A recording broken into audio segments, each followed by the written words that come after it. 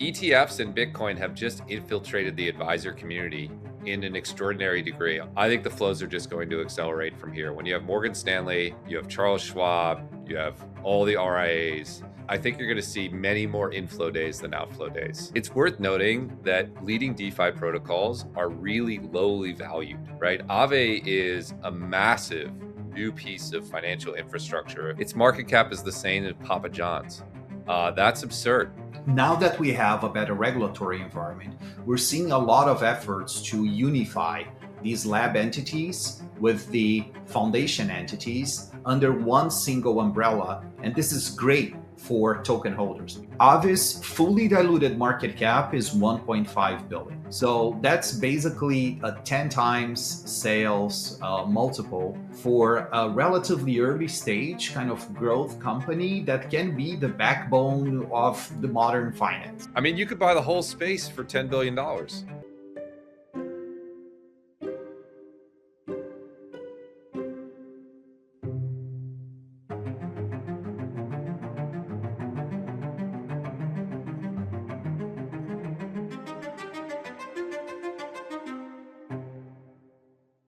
As always, note that none of the information discussed constitutes investment advice or any offer, recommendation, or solicitation by Blockworks, Galaxy, Bitwise, or Anchorage, or any of its affiliates to buy or sell any securities. Hey everyone, welcome back to Inflection Point. I'm joined as always by Matt Hogan and David Lawant. Hey guys, how you doing? How's the week been? Doing great. It's a great time in crypto. So excited to be here. Doing great. A lot going on. Prices moving. Let's start the convo. Yeah, let's do it. Matt, you're at Las Vegas right now. Is that correct? That's right. Yep. I'm at the Bitcoin conference out here in Vegas. I haven't been to the conference yet, so no on the scenes report, but I have chatted with some people in the lobby. The mood is optimistic. A lot of talk about stretch and digital credit. But I think people are feeling certainly maybe better than they have in 6 or 8 months. Yeah, for sure. Bitcoin did nearly touch 80,000 a few days ago, so I think maybe that has some optimism in the air. And then something else I saw from this little known company called Bitwise, this really nice chart showing that the institutional demand, and its institutional demand here is measured by the flows of ETFs and digital asset treasuries. We are approaching net positive again, and we haven't been at these levels since prior to the 1010 October crash. So maybe this is another reason for some of this renewed optimism. Yeah, I think that's exactly right. Look, I think if you think about Bitcoin for the last 9 months, you had some arms rowing in one direction and other arms rowing in the other direction. So you had sort of institutional pulling for a while, and then there were outflows. But you had retail selling that was pushing in the opposite direction. I think what this is pointing out is the combination of strong ETF inflows, strong corporate treasury purchases from strategy via the stretch instrument, and then reasonably strong purchases from long-term holders of Bitcoin, sort of OG crypto. When all of those are rowing in the same direction, the price goes up. And I think that's what we've seen over the last, 6 weeks. And I'm actually fairly optimistic that all of those things will continue. I feel very confident that ETF flows will continue to be strong. We can talk about why. I feel very confident that strategy will continue to issue stretch and buy Bitcoin. We can talk about that too. And then I think the sentiment on the retail side has shifted from fear of the 4-year cycle to like very cautious long-term optimism. So I don't think that that's going to be fighting against us as much as it was for the last 7 months. So you add those together, and I'm reasonably not straight up to the moon, but I'm reasonably positive. Well, maybe let's talk about those BTC inflows on the ETFs, because I was looking at some data, and I've seen 9 days of straight net inflows, and again, this hasn't happened since September, so before the 1010 crash. So any insights here? Yeah, I mean, I'm happy to take a stab. Then I'd love to hear David's view. ETFs and Bitcoin have just infiltrated the advisor community in an extraordinary degree. I'll give you 2 anecdotes that point towards why, and I think this is what's driving flows. One, you had Morgan Stanley launch a Bitcoin ETF, I think 14 trading days ago. It's had 14 straight trading days of net flows, of positive flows every single day, money coming in. I think that's a sign that that part of the wealth community is starting to allocate. You also had Charles Schwab posting a video talking about 2 to 7% Bitcoin allocations in portfolios. That's absurd. When David and I wrote the first paper on Bitcoin's role in a portfolio, I think we were uncomfortable talking more than 5%. Right. And now you have Charles Schwab saying YOLO in 7%. We'll see what happens. That's extraordinary. And then I was at a conference yesterday in Phoenix, a standard advisor conference, not a crypto specific conference. And I started my speech by asking the room how many people in here own Bitcoin. And usually it's like 10, 20, 30% of the room. It was about 150 out of the 170 people in the room. I think it's just become purely normalized. I think the flows are just going to accelerate from here. When you have Morgan Stanley, you have Charles Schwab, you have all the RIAs. Uh, I think you're going to see many more inflow days than outflow days for years to come. To be honest, I'm actually really bullish about that. Love to see it. Agree with everything Matt said. It's awesome to see this demand coming both from the corporate side, the micro strategies of the world, and from like the more traditional financial advisor ETF flows. The other thing I would highlight is this is probably also coming on the back of a much more risk off, broader market environment, right? If you look at like the broader risk asset spectrum, we were seeing traditional markets spiking up and down or swinging huge amounts depending on what the news flow regarding the Iranian conflict of the day was, right? So, like if the strait is closed, oil is up 5, 6, 7%. If it's open, it goes down. I think over the past many weeks, we started to see the market. I don't want to say becoming more comfortable, but probably accepting the current normal risk of uncertainty a little more. There's this popular saying that the market dislikes uncertainty more than it dislikes bad news. I think we're now kind of going a little bit past the uncertainty phase. And I fully agree with Matt. I think in our first episode, we said that Bitcoin will be chopping between 60 and 80K. And that's pretty much what we have seen, right? Now we're getting close to the 80K. Bitcoin tried to breach the 80K level twice. I do anticipate that this is going to be a battle. You can see this in some of the more like trading dynamic liquidity type indicators. Spot volumes are starting to recover, which is great to see. They're still low compared even to the recent history, which is pretty weak. But we have been seeing Bitcoin spot volumes increase 20, 30, depending on the day, even 50%, which is a big recovery from the lows that we have been seeing in March and early April. And the second thing I would highlight, this is the main indicator I like to pay attention to when Bitcoin is about to break a key resistance level or support level, which is how skewed the Bitcoin spot order book is. The idea here is that you have all these buy and sell orders stacked on all these Bitcoin spot exchanges. You add them all up, and then you can basically kind of start to see if Bitcoin has is more skewed to buy pressure or sell pressure. And whenever Bitcoin hits the 80K level, you can start to see some sell pressure accumulating. And that's an interesting indicator to follow, because if Bitcoin keeps hitting the 80K level at some point, I would expect the sell pressure to exhaust itself. And then Bitcoin would probably be ready to break and enter a different market regime. So far, this hasn't happened. So every time Bitcoin gets to the 80K level, the spot book gets like 10% skewed to the sell side, which is a moderately high skew. I want to see Bitcoin getting close to the 80K level and the skew getting a little bit less tilted to the sell side. That's what was going to give me confidence to see a different market regime here. Yeah, I absolutely agree with that for what it's worth. I do think that's still the channel that we're in. And I think we'll eventually exhaust those sellers because I think there is more institutional demand and more corporate demand that will eventually work its way through that. But we're not through it yet. And then I suspect the next channel will be between 80 and 100K, with 100K being a nice behavioral sell wall that I think you'll see the same sort of pile up there. So we're in channel A. We're trying to move to channel B. I think we'll get there. Maybe we need the Clarity Act to fail before we get there. We'll see. But I do think we'll get there eventually. Yeah, another thing about the 80K level, and depending on which data provider you use, there's the short-term holder wall as well. A lot of the realized cost basis for short-term holders is around that 80K mark, and maybe they sell because they've been underwater for so long and they just want to get out and break even.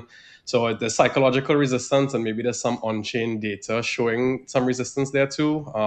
I feel a little bit more comfortable when if we could spend a few days above the 80K level, then maybe that kind of cleans it out. David, as you were talking about the skew, this is on my timeline. This is not on yours, you guys, but there were levels where max pain, where liquidations would hurt the most people, and it was 80K, and I think the next level was like 75K. And then on my timeline, there's talks of market manipulation by maybe the market makers, maybe by some of the big whales. I'm always skeptical when I hear this stuff because anytime Bitcoin goes up, there's no market manipulation. But if it goes down or if it ranges, there's market manipulation. Maybe I'm not in the know, but did you guys have any qualms over this? Do you have any fears that there's even a hint of this going on in this global market? I haven't seen these reports, but of course they always pop up, right? We just had the Jane Street 10 a.m. Dump FUD, just a few months ago. Yeah, that doesn't ring right to me. The thing is that the Bitcoin market, I believe, is just too liquid for one single market maker to be able to move it one way or another. I do think that you can argue that sometimes the Bitcoin flows, they're very one-sided, so things tend to move a little bit more wildly than you would see in traditional finance. But I would argue that this idea that there's someone manipulating the price, I think that's way harder to do than everybody thinks, than most people think in this market. I don't buy it. I haven't seen the rumors. I haven't seen the data behind it, but I'm very skeptical. No, it's complete goofball nonsense. It's what you said, Mark. It's classic confirmation bias. When something turns out well, it was because of your skill. When it turns out poorly, it's because of bad luck. This is one of the most classic tropes in behavioral finance, and we see it applied over and over here. As you said, there's no manipulation on the way up. Look, it ultimately comes down to who's buying and who's selling. That is what drives this market. Yeah, it is true that the market can have certain levels where you can have a lot of liquidations kind of accumulated. And whenever we breach those levels, the market movement can exacerbate one way or another. This is a typical dynamic of any market that has an active derivatives channel. And Bitcoin has obviously a massive perps and data futures market. So it is. It is true that there are some areas where you can start to see some acceleration. But the fact that there is one single guy who's able to move the Bitcoin price towards that exact level to trigger things, that's, yeah, to me, very hard to believe in. Yeah, and probably mass geographical cohesion is probably even more unlikely. The last thing I wanted to touch on this is, we earlier we spoke about Morgan Stanley releasing their BTC ETF. Goldman Sachs also has their income generating BTC ETF. Are we going to expect these traditional financial institutions to continue to launch ETF products like how fintechs launch stablecoins, or do we think the market's consolidated enough here?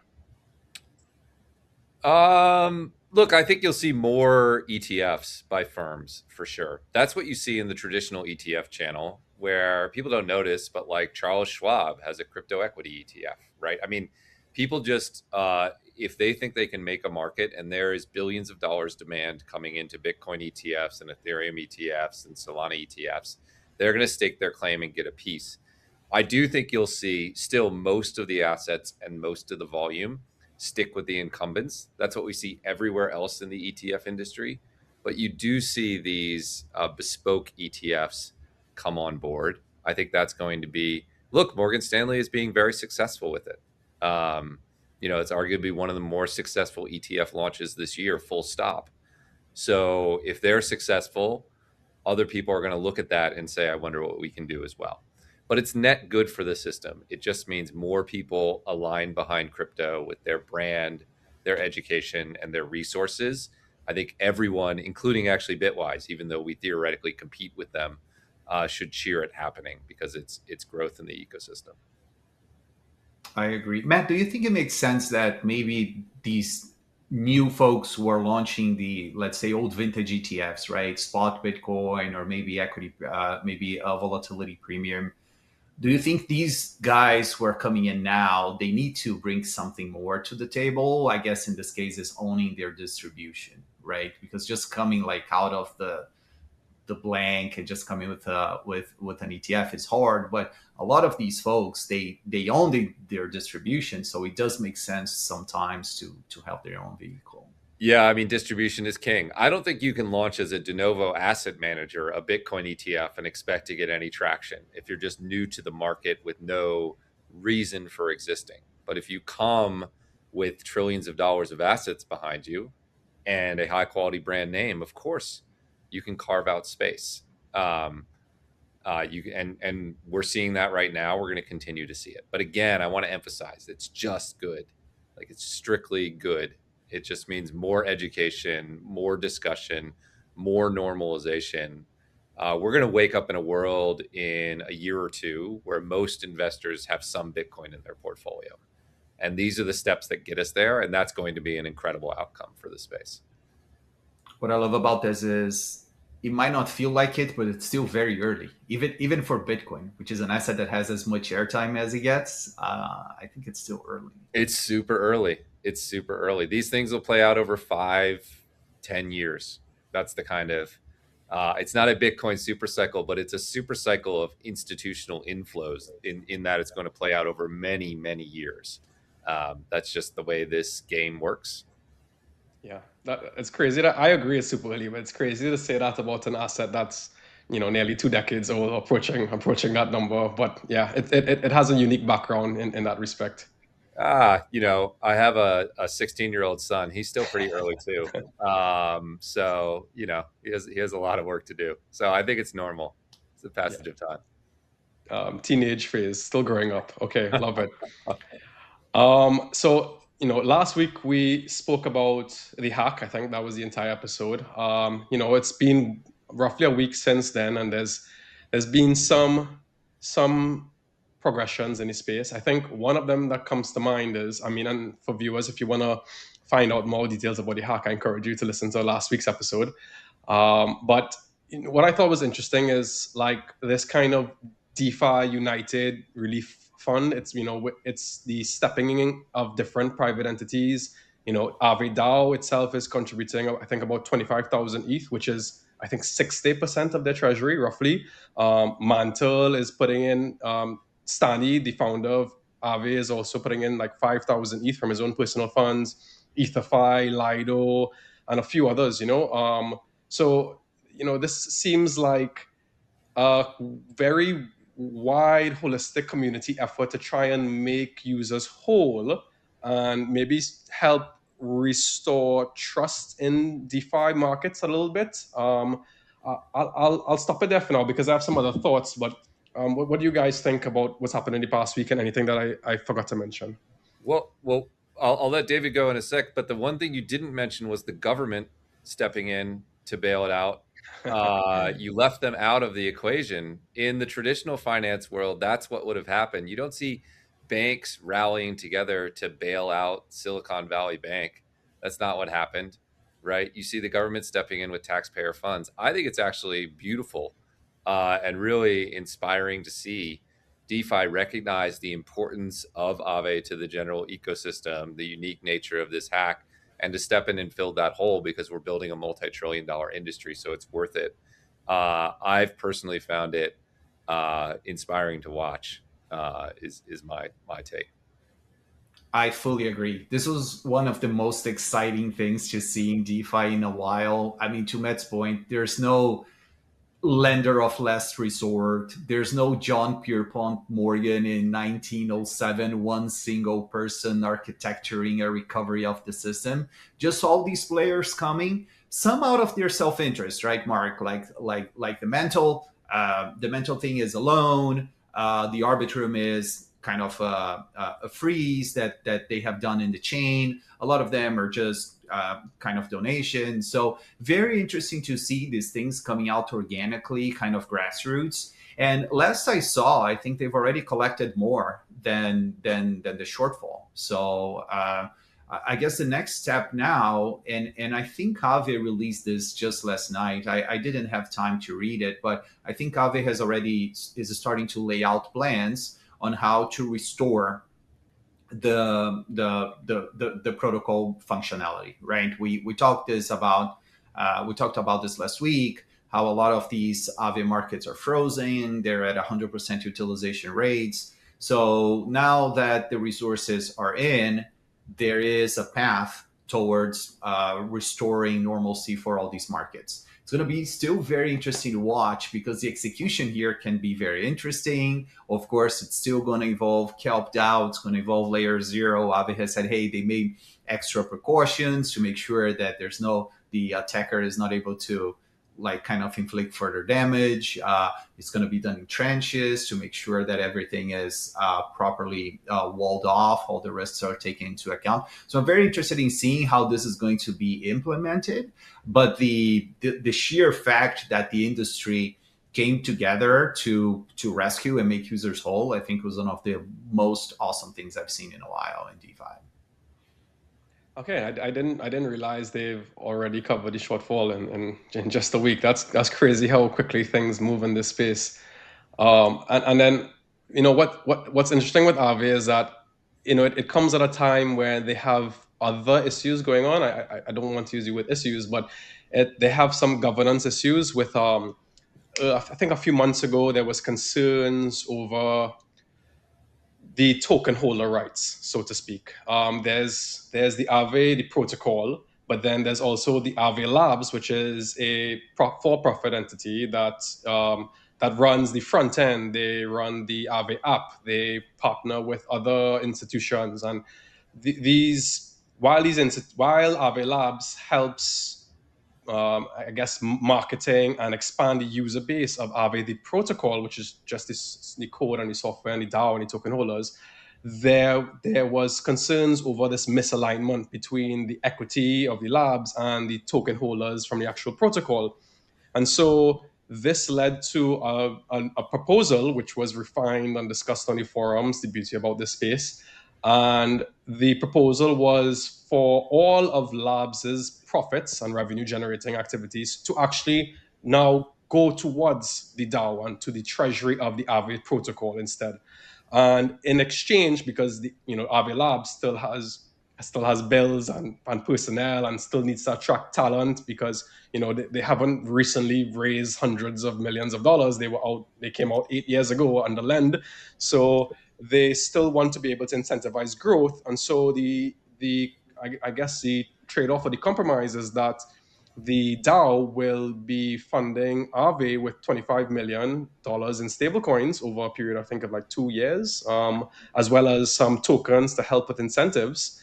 And if we put this into zoom out a little bit, we can see that 25 million. If we just look at what Aave does on a quarterly basis, where on average we're looking at $100 million revenue run rate. So that's about 25% added on. But then again, and then the cost on the side, maybe it's about 20 million. So net, this seems like a positive thing for Aave. Do you guys have any thoughts on this proposal?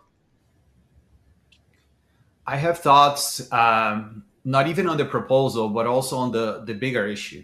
And I think Matt will probably agree here with me. When you talk to institutional investors about these more, let's say, deeper DeFi crypto tokens, one of the first things that always come up is that historically there's been a little bit of a disalignment between the token holder rights and the equity holder rights. And by equity holders, I mean that a lot of these protocols, they kind of were set up in a way that it was very popular at the time. And this is probably just for regulatory reasons, in that you had a foundation entity which was usually non-profit, sometimes headquartered in Switzerland or some favorable jurisdiction. And this nonprofit was in charge of taking care of the protocol. And then you had another entity, which they used to call it generally like the labs entity, which was for profit. And it was kind of an engineering or perhaps application development arm that would use the protocol to produce to produce applications to run on top of it. So you always had this nonprofit foundation on one side and then the equity labs entity on the other side. The token holder, so if you own an Aave token or a Uni token, you are basically lumped in more with the foundation than with the labs unit. And this kind of disconnect or potential misalignment here has always been an issue. Now that we have a better regulatory environment, we're seeing a lot of efforts to unify these lab entities with the foundation entities under one single umbrella. And this is great for token holders because now their interests are completely aligned. We had something similar. I mean, this has happened with a bunch of other protocols. Perhaps maybe the big one that I can remember recently was Uniswap. Uniswap also did some sort of unification. It also enabled a fee switch because at the time Uniswap was not generating revenue at the very end of 2025. And now, just a few weeks ago, Aave came with this Aave will win proposal. And the reason why this discussion started to become relevant, especially in Aave circles, is because there has been a few instances in which token holders started to complain that the labs entity was siphoning revenue out of what would be token holder rights into the entity. So they basically, what they did was they did a bunch of things in this Aave will win proposal. But I think for the discussion we're having here, the biggest one is that now 100% of the revenue that is generated in all the Aave complex goes to the protocol treasury. And then governance will decide how to allocate these resources. The labs entity is actually going to be funded by by the DAO. So basically by Aave. In a sense, the Aave token holders are kind of taking the responsibility to fund the labs entity. But on the other hand, they are able to now capture 100% of the revenue for Aave. I think on that here, this should be extremely positive for Aave holders, and more broadly, this theme of having more alignment between token holders and all the entities that are related to the protocol is very positive. Yeah, I absolutely agree. It's hugely positive. This is correcting a wrong that was forced onto the DeFi community by poor regulation, which basically didn't allow for this kind of alignment, as David was speaking, and forced this unnatural separation that creates conflicts of interest. And now they're being put back together, sort of like a fusion style. And of course, there's conflict on how much one side should be compensated or the other. Negotiations are always challenging, but the idea of aligning it in a single structure has to be great. It's worth noting that leading DeFi protocols are really lowly valued, right? Aave is a massive new piece of financial infrastructure if it can get through these challenges and exist. It's like magic to use. It provides a core essential service. Its market cap is the same as Papa John's. That's absurd, right? It's $1.5 billion. It's smaller than Sweet Greens, which makes nice salads, but is not a major new piece of financial infrastructure for the world.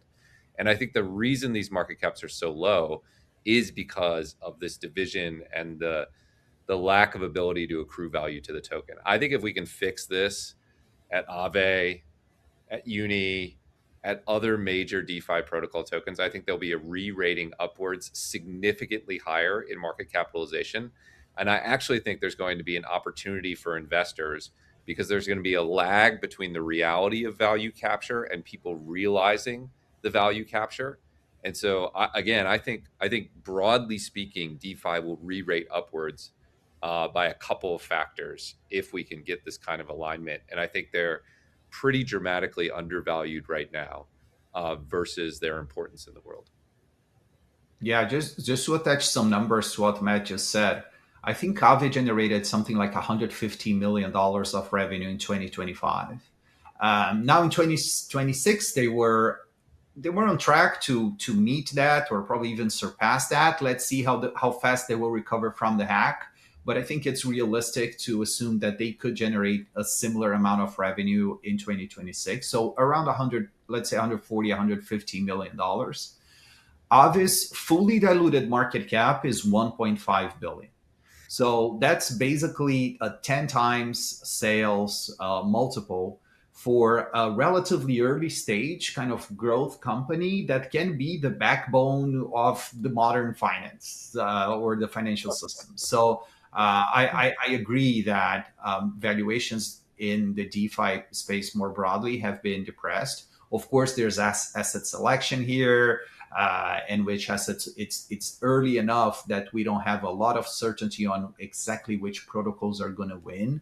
But generally, I think the multiples that we're seeing in DeFi, especially for the ones that are able to generate meaningful revenue, they seem quite compressed. Yeah. I mean, you could buy the whole space for $10 billion. So we could talk about asset selection, or just like you can buy the whole thing. It's a really low valuation for what these things are trying to do. Either the market thinks they're not going to succeed, or it doesn't understand that the sort of ghost tokenomics that have plagued this industry for the past few years are being rewritten into real value capture. And I think as it realizes that, again, I think there'll be this significant re-rating upward. Yeah, I definitely think valuations are compressed. And if we're looking here at Aave's income statement, and Aave Labs should add, roughly 12 to 24 million dollars on the top line. But and then you mentioned, you're looking at 10x price to sales, relatively, attractive multiple for something that's in, emerging growth stage. But then also what people miss a lot is what flows to the bottom line, because a lot of those funds are either just going to go directly to the treasury. They're either going to be used for buybacks, they can be used to earn interest on top of them. And so, I think what the space maybe needs to lean into a lot more is maybe price to earnings ratios. And then, depending on the protocol, if like Aave, it's going to earn fees in multiple asset types, and it's going to affect what the balance sheet looks like as well. But if you just look at a protocol and maybe give it a discount and put it in US dollar terms, these protocols look extremely attractive on a price to cash flow basis. And that's something you normally only look at for very mature protocols in the TradFi space. And the fact that many, dozens of these DeFi protocols, you can value them on a price to cash flow ratio. And with these absurd, sometimes it's less than 1x. I do think that a re-rating is justified, especially if there's some regulatory tailwinds. And then I don't want to comment too much on this, but I saw this tweet yesterday that I don't know this protocol, but they signed up for Blockworks token transparency framework. And markets do what markets do, but the poster here claims that just from that news alone, that their token price jumped by 17%. And this is not necessarily saying that there's any token holder alignment in this protocol. It's more about the transparency behind it. So at least investors know how to start to price risks and growth, and where that cash flow is actually going. Yeah, 100%. I'll just give a shout out to the token transparency framework. I think it's incredible work, and it's available. Anyone can go find it. It's really a phenomenal look through at the risks and how these protocols are aligned. And I do think you're making a broader point, which is, look, generally speaking, token economic rights are never going to be worse than they are today. They're going to get better claims on the economy. Generally speaking, I think DeFi regulation is going to get clearer and better in the future. That's not a guarantee, but I think that's the general direction. Generally speaking, I think transparency is going to improve. These are like good trends to get behind. I'm pretty bullish on it. These are excellent trends, and it's kind of crazy how recent it is that like a regular investor can see something similar to an income statement in order to underwrite an investment decision. I mean, we're growing as an industry. It's awesome to see. 100% kudos to the Blockworks team there. We need more of those things, and I think we're going to get to a point in which investors will start to become way more comfortable with investing in tokens, exactly because of these types of initiatives. I mean, and then with that transparency, I've been looking at Aave and looking at this bad debt that they've accrued, and then I was trying to think of a TradFi analogy to it, and the utilization rates have gone up on this restaked ETH because it's kind of difficult to get out of. So because the Ethereum staking queue probably has like a couple $1 billion waiting to be staked right now. So and then even exit there takes a while, depending on how long that queue can be. And then if you try to exit on the market, exit from your looping strategy, and then exit from RSETH by swapping it for something else in that kind of size, that you'll also take a price impact there. And so then it made me think about Aave's risk management, and then my TradFi analogy was maybe this was a duration mismatch, and it kind of reminded me a little bit about Silvergate, and back when they technically had the assets, but they had the backing, but it was inflation, interest rates went up, so the debt went down, is discounted, and so it had that mismatch, and then that led to a run on the bank, which ended up in its conceding. But that kind of thought process hit me with Aave, and then I only realized that Spark, which is another competitor, they did not allow for RSETH. They removed it from their protocol in January of this year for similar risks. And I mean, I was in the camp that maybe staked ETH was safe, and then restaked ETH, maybe you have to do a little bit more introspection there, depending on who the restaking provider is, and what AVS is, or whatever they're called, depending on the provider that they're into. But is that I think that's also something that's maybe under discussed, the liability duration mismatch with some of these lending protocols. And I haven't even seen a dashboard that goes through this in depth for any of them. And I would love to see something maybe like in traditional finance. If I'm looking at a bank's 10K, it has categories of assets like rated regulatory. There's like tier 1, capital, tier 2, etc.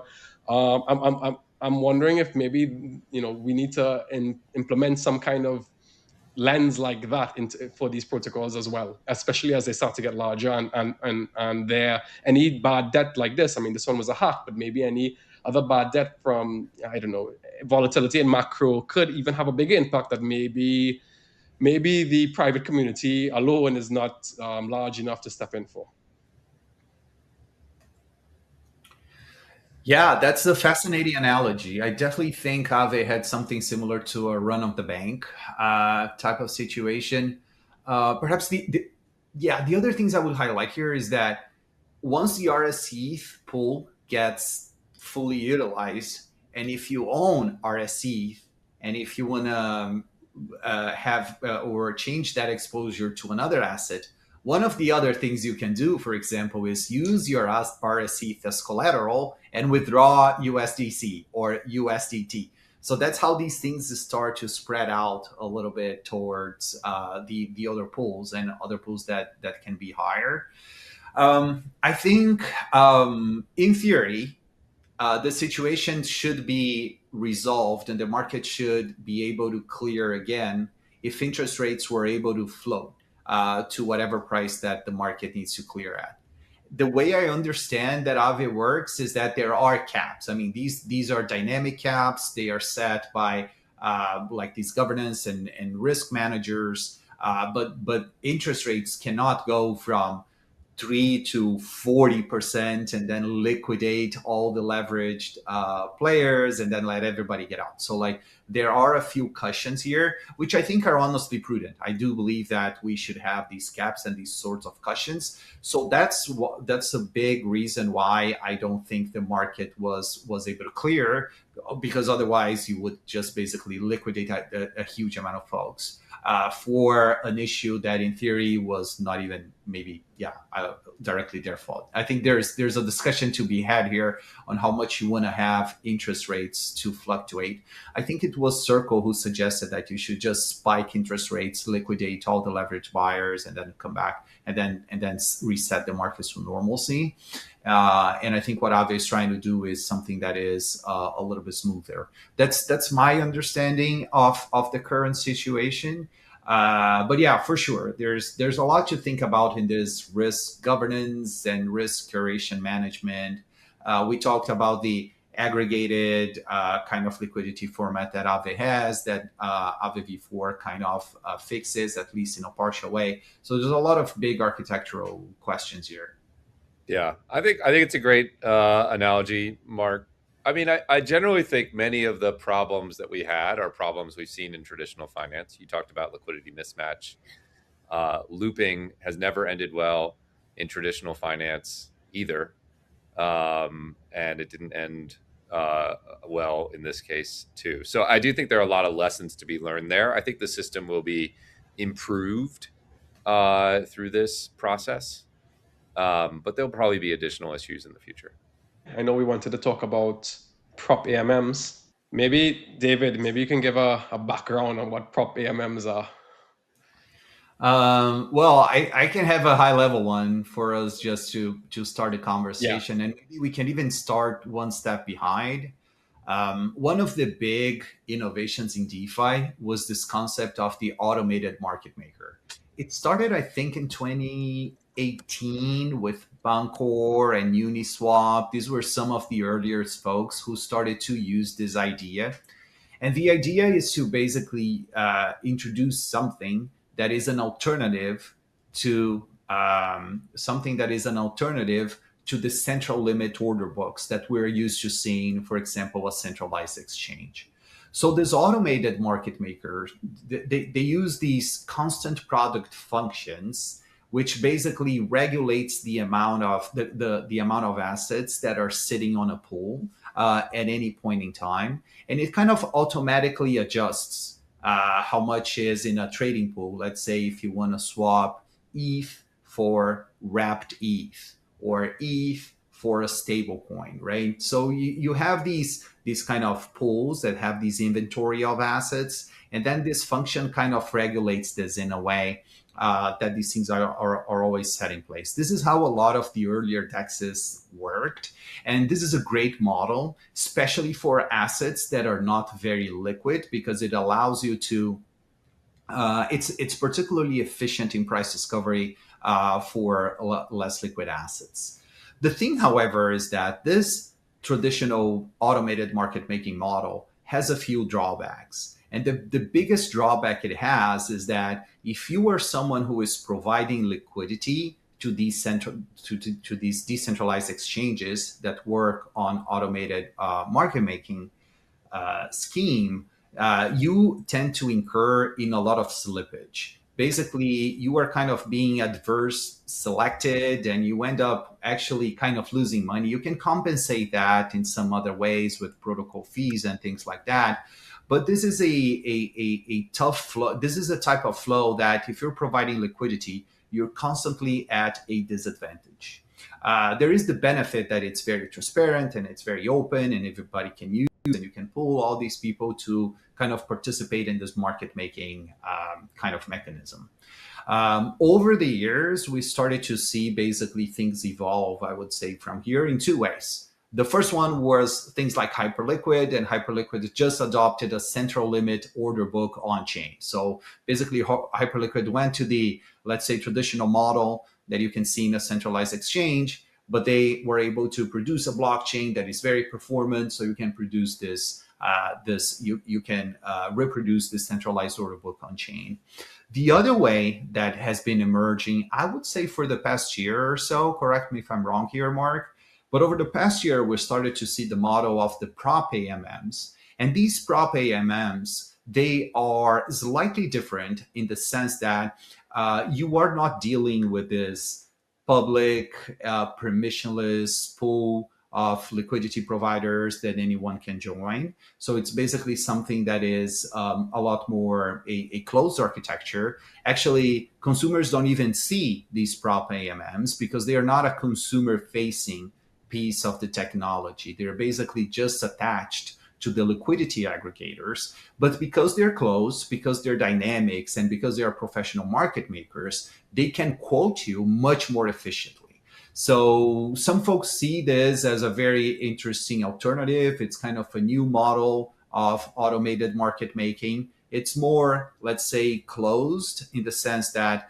it's not like the traditional AMMs that anyone can join. But on the other hand, they're much more efficient, especially for the liquid assets. I think this is basically happening on Solana right now. Ethereum has a few limitations that doesn't allow it to happen on Ethereum so far. But I think a big chunk of Solana's flows are now routing through prop AMM, especially for the most liquid assets. These things can be exceptionally efficient. Yeah, that's right. I mean, it really picked up in late 2024. And here I'm showing on a chart on Solana. Solana is where these prop AMMs are really proliferant. And this is just for spots. Obviously, futures and perpetuals, that's dominated by hyperliquid. But for spot trading on Solana, it's between 50 and 70% of total volume across the chain at any time. It's starting to become popular on Base as well. And I think Base is another good home for prop AMMs, mainly because you need cheap fees, and then two, you need very short block times, because for these professional market makers to give you a quote, they don't want it to go stale. They don't want any bad order flow, so to speak. So the shorter block times really helps with that. I think Ethereum might be a while away. Maybe it can suffice with maybe like a ETH USD or stablecoin to stablecoin pair. But on Solana, it's clearly the dominant method right now. And I think the only reason that it's come down in recent times, which is ironic, is because meme trading has started to pick back up in a couple of in recent months. And memes, these professional market makers are not going to put quotes out on this. So those are still handled by traditional AMMs, or maybe in some cases even concentrated liquidity pools. And like you mentioned, David, these prop AMMs, they're not necessarily consumer facing. There's no like Uniswap app that you go to. So like some of the prop AMMs are, Tessera or Humidify or some of these other ones. And you typically get access to them through aggregators. And so these have also helped aggregators with their volumes, because instead of going directly to whichever front end maybe that you were used to, you're going to go for what's going to give you the tightest spread. And whether that's going to be on Jupiter or Titan or DFlow, any of these other aggregators, and we're only speaking about Solana here because this is where it's proliferated the most, it's also really changed the whole market regime in this dynamic as well. And I just wondered, I mean, I want to hear Matt's thoughts before, but then I also wonder if prop AMMs are the end game, or if these chains are going to mature even more, and then we're going to actually see what traditional finance does, and it's just regular order books.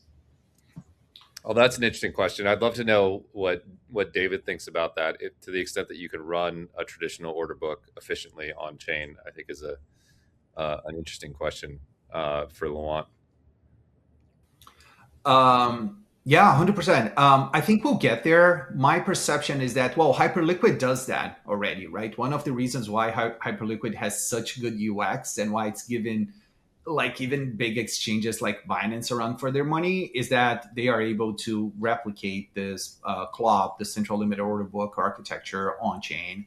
I think we probably need a few more performance enhancements in order to run this bare at a L1 level. Solana is probably a lot closer to that than Ethereum. Maybe we're gonna have like new projects, these like super fast projects, things like Mega ETH, or you need a level of performance that might not be here yet for the L1s. But I think I don't know. I think it's going to be very interesting to see this battle between the prop AMM model and the on-chain central limit order book is a very interesting one to see. I don't know. Maybe we're going to have different winners depending on the type of market that you're trading in. So this is also another possibility. This might not be a winner take all market, but I feel like we're getting to the point where we're going to see the quote unquote final architecture for trading on chain, either a central limit order book or something related to prop AMMs. It's incredible to see how much innovation we have been seeing. A lot of these things are actually original DeFi primitives, right? These are things that DeFi added to the canon of financial primitives, things like AMMs, and now I think you can argue that the prop AMMs are an extension to that. So a huge fan of the innovation that is happening in the space. Very hard to say who is going to be the winner and how the end state is going to look like. But the good part of the story is that we're seeing improvement on a regular basis to the point that today you can have on-chain trading execution that can get pretty close or even in some cases surpass the level of execution that you can find in centralized venues. Yeah, I do think it will be. I do think the long tail of assets will maybe forever be regular AMMs, constant product or concentrated liquidity, because it's a long tail of assets. I think it's a little bit too hazardous for market makers to give quotes on that. We've been trying for order books on chain for a very long time. Hyperliquid has done it. They're their own dedicated L1 to do that. There's Lighter, which is an L2 as well, and then even on Solana, there's been attempts at order books on the L1 that have, for lack of a better word, failed, and now they are trying to architect. And I don't mean to trigger anybody when I say this, but they're trying to architect a ZKL2 on Solana. Maybe that's not the exact technical definition, but that's kind of how I see it, using a separate chain and then posting proofs back to the L1. To me, that seems like an L2. I don't want to get bogged down on the details. But something else that's interesting that's been on my radar for a couple of months is there's this protocol called yield basis. And David, you mentioned that there is an issue with AMMs where there's impermanent loss. So providing liquidity can actually be detrimental depending on the trading fees, and which is another reason why memes are so good for AMMs, because the trading fees on memes tend to be a lot higher because it's typically retail who are a lot more price insensitive. But yield basis is this protocol, and for the audience at home, the impermanent loss, it is a square root of the function of the difference in the movement between the two assets in the pool. And so what yield basis does is that it gives you leverage, 2x leverage, and that 2x leverage essentially cancels out the square root of the loss that you're getting from these price movements. And I'm not just talking about a hypothetical project. I don't want to comment on the token too much, just the mechanics. But this protocol has been live and collecting fees since November last year. And on BTC, they have different wrapped versions: WBTC, Coinbase BTC, TBTC. They have ETH as well, wrapped ETH. And just looking at BTC, so far annualized, you get, depending on which wrapped version you own and you deposit it into the pool, you're getting APYs between 5.5% and 10%. And so that's taken an asset that historically is not productive, and to get even close to double digits, like 10% yield on, and not have any impermanent loss, I think is a strong feat. And I look at this mechanic as something that's not only maybe promising for BTC, but maybe real world assets as well, because then there's a further incentive for you to bring your, I don't know, Apple stock on chain, because then you can collect some yield on it that you wouldn't be able to do in traditional finance without some kind of lending or option selling uh, plan on top of it. So I do think that's an interesting point, and I do agree with you, David, that I think that central limit order books are probably the end game, because they're such an efficient design and they work without any real hiccups in traditional finance. So, but I'm skeptical as to when the timeline of these chains will be performance enough to handle them. Yeah, I'm with you, man. I'm just happy that the industry has been evolving and iterating so fast and trying all these new models. I'm pretty sure we're going to end up where we have to be. The question is how long. Okay, so I think we're running out of time and out of guests there. Matt just hopped unexpectedly. So we're coming up on the hour mark, and I think we'll call it a wrap there. Any parting thoughts, David? No, I just hope everyone has a great week. I'm looking forward to seeing everything that's happening around the industry, paying very close attention to this 80K level on the Bitcoin side. And the final thing I would highlight, just maybe looking a little bit forward, we're getting very close to that. The window of the Clarity Act potentially passing is getting kind of starting to look tight. So the next few weeks, I think we're going to start paying a lot of attention to clarity to see if it's going to make it or not. And that's probably one item that is going to gain a lot more attention in the market and the industry more generally. Yeah, 100%. I literally have a Claude co-work schedule task to give me updates on a daily morning of any news or any new impacts in the market regarding clarity, any rumors, anything. So I'm definitely keeping an eye on it, and I hope everybody else is too. And I hope hopefully we can get some momentum and a little bit pressure behind it. But thanks for joining as always, David, and everybody at home. Be sure to tune in next week. Cheers.